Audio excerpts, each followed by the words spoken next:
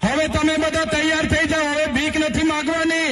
આ લોકો જો નર્મદા વિસ્થાપિતોને યોગ્ય ન્યાય નહીં આપશે, આવનારા દિવસોમાં નર્મદા કેનાલ બંધ કરી દઈશું। તૈયાર થઈ જાઓ,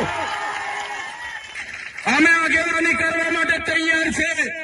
પોલીસ સામે અમે લડવા માટે તૈયાર છે। પોલીસનો પહેલો દંડો, પહેલી ગોળી અમે ખાઈશું। પણ જો આ નર્મદા વિસ્થાપિતોને ન્યાય નહીં આપશે, ન્યાય નહીં આપશે, આવનારા દિવસમાં નર્મદાની કેનાલ બંધ કરવા માટે અમે જવા તૈયાર છે।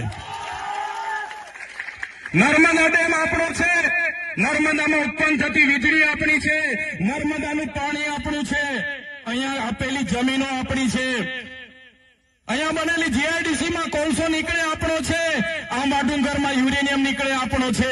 જ્યારે અમારા આદિવાસી બાળકોના શિક્ષકોની વાત આવે, જ્યારે અમારા રોડની વાત આવે, જ્યારે અમારે પીવાના પાણી માંગવા જવાનું હોય તો ભિખારીની જેમ હવે જવાનું નથી। પણ સાથીઓ, હવે તૈયાર થઈ જાઓ, અમે આગેવાન કરવા તૈયાર છે। બસ તમારો સહકાર જોઈએ છે। આ દેશ આપણો છે, અહીંના મૂળ માલિકો આપણે છે। ત્યારે મારા સાથીઓને વિનંતી કરું છું, મારા વડીલો, યુવાનો, હું તડવી, હું વસાવા, હું ચૌધરી, હું ભીલ, હું ગામિત, હું દામોર, હું બારિયા એમ કરીને અંદર લડાવવાનું નથી। આપણે આદિવાસીઓ છે। જે દિવસે આપણે આદિવાસી તરીકે મટી જઈશું તે દિવસે તમને ને અમને કોઈ પૂછવાનું નથી। પહેલા આદિવાસી તરીકે આપણે બચવું પડશે। એક તીર એક કમાન,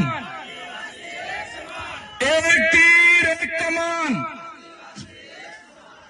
કેમ કે આજે આદિવાસીઓ પાર્ટીઓમાં વેચાયેલા છે।